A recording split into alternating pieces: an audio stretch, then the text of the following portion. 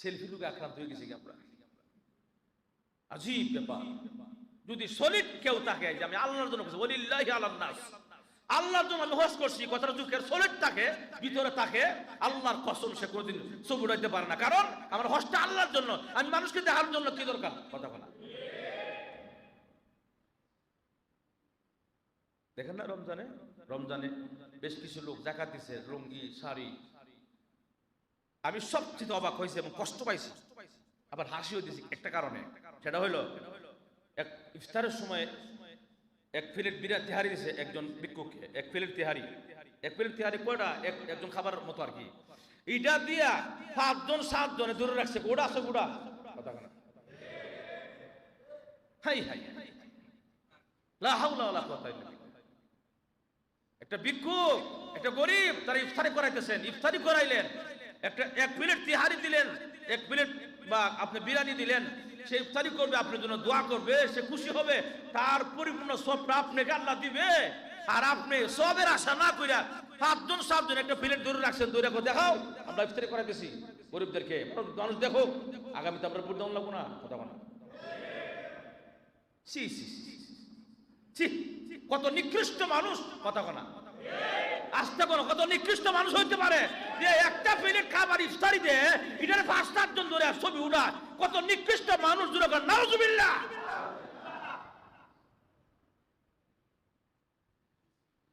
আমাদেরকে সেলফি রোগে আক্রান্ত করছে, এমন রোগ আমরা হইছে, যেন তেন জায়গা সেলফি, যেন তেন জায়গা সেলফি। কেন রে ভাই?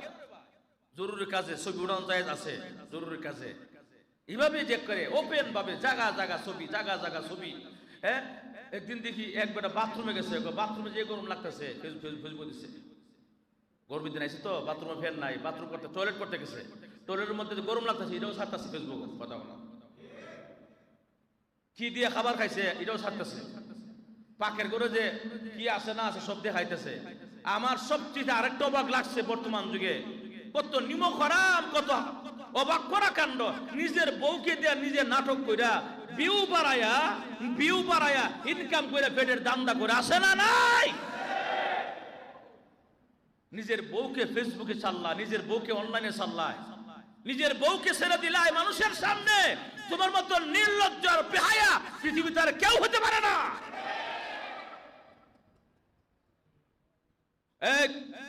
কোন মানুষ যদি রাস্তার মধ্যে দেখবেন, অনেক সময় বাচ্চা, 1-2 জন বাচ্চা আছে, মা বাবা সহ 4 জন আছে না নাই?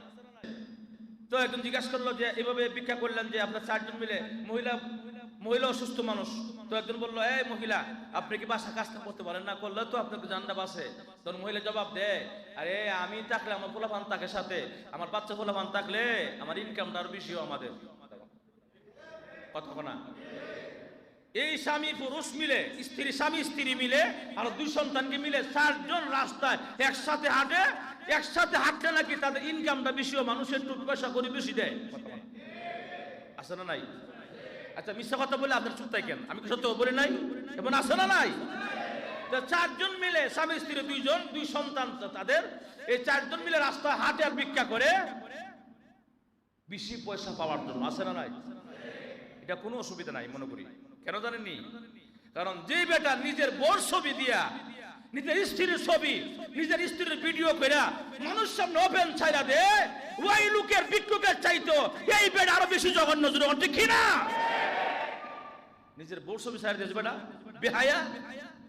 মহিলারা যেখানে পর্দার ভিতরে থাকবে, মহিলারা হলো মা জাতি, মহিলাদের সম্মান অনেক বেশি, মহিলারা স্বর্ণের চাইতেও দামি।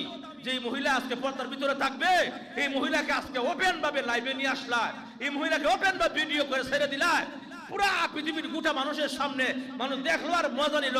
আল্লাহর কসম, তোমার দ্বারা কোনোদিন জান্নাত পাবে না, জোরে ঠিক কিনা? কথায় কথা অনেক দূরে এসে বসছি, আপনার অসুবিধা আছে? ভাইয়েরা আমার, খুব কষ্ট লাগে, সব জায়গা সেলফির আক্রান্ত। বলেন ওয়ালিল্লাহি আলান নাস, হজটা কার জন্য? হজটা কার জন্য? এই যুবক ভাইয়েরা যারা আসো, ভবিষ্যৎ প্রজন্ম যারা আসো, যারা হজ করবা নিয়ত করছো, উমরা করছো, আল্লাহর কসম, আল্লাহ সাক্ষী রেখে বলতেছি, কেউ তোমরা মানে ছবি উঠাইবা না, কেউ কোনো ছবি ছাড়বা না। আরে ছবি না উঠাইয়া দেখো, যারা হজ করতে গেছো, যারা উমরা করতে গেছো, ছবি না উঠাইয়া দেখো এর মধ্যে কত মজা আছে, কথা বলা। আমার যদি আল্লাহর জন্যই হয় তাহলে আমি আল্লাহর জন্যই করি, মানুষকে দেখাবো না। কথা কথা সারা পৃথিবীর মানুষ যদি দেখে ভালো জানে এবং হজ করছে মিয়া হাজি সাহেব। কথা বলা এক জায়গায় শুনছি একবার হাজি সাহেব নকনে সংঘর্ষ হইয়া আহত ঘটনা করছে। কথা বলা ওই বেটা তোমার হাজি করি নাকি? কথা বলা আরে আমরা ওদিকে ঘটনা হবিগঞ্জের দিকে না সিলেটের দিকে দেখলাম, শুনলাম সেদিন যে ওই বক্তব্য দিতে গেছে। আর কি বক্তব্য?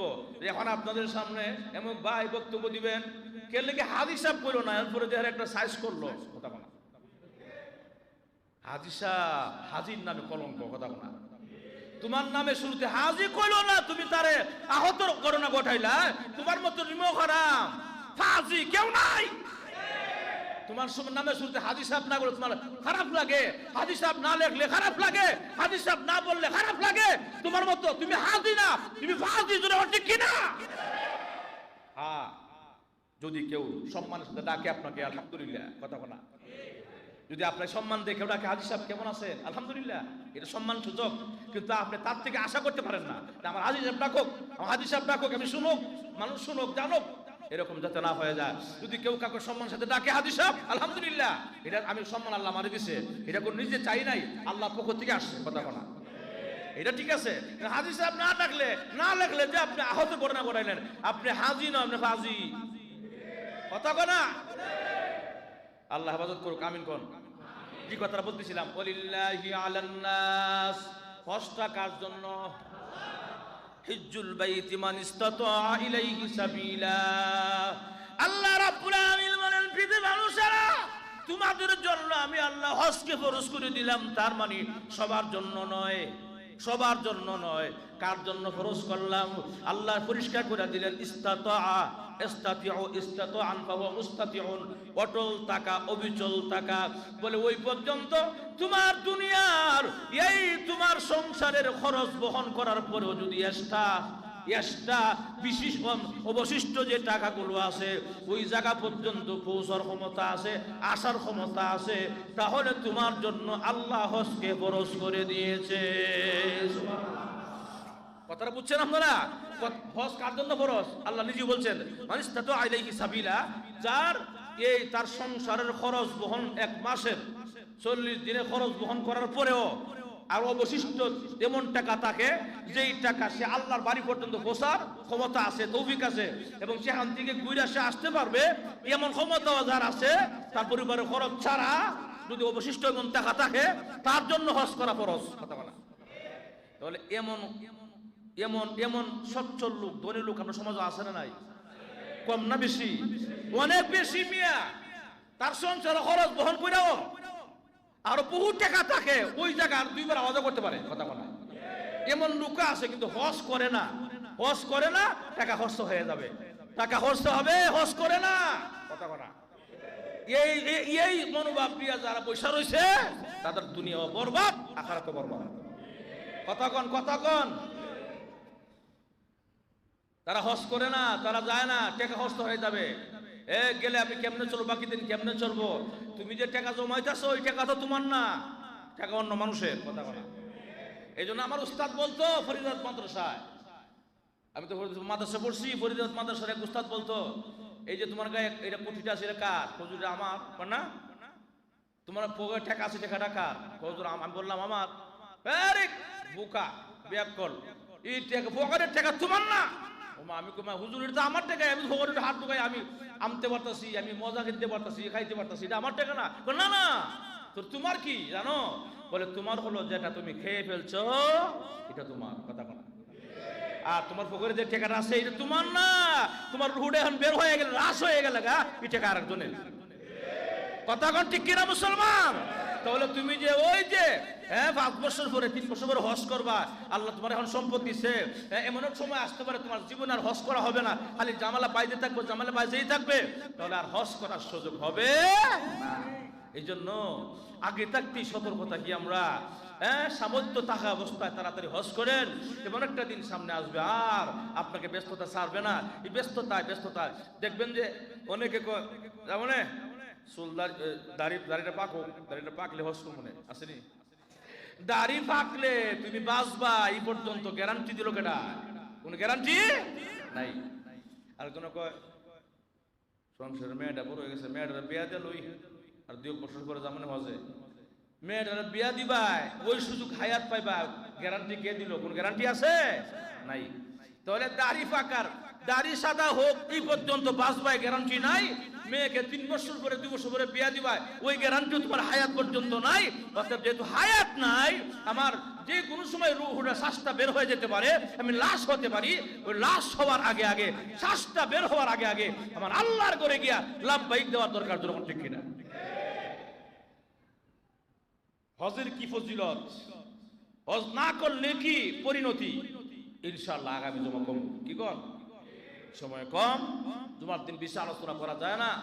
অনেকে দেশ থেকে আসছেন, অনেকে দেশ থেকে আসে নাই, সকলেই আসুক ইনশাআল্লাহ। আমরা নিরাপদে আসুক, দোয়া করি। আগামী জুমা ইনশাআল্লাহ বিস্তারিত হজ না করলে কি পরিণতি, হজ করলে কি ফজিলত, সব আলোচনা হবে ইনশাআল্লাহ। আল্লাহ পাক আমরা সবারই কথাগুলো বুঝার, মানার, আমল করার তৌফিক দান করুক, জোরে বলি আমিন।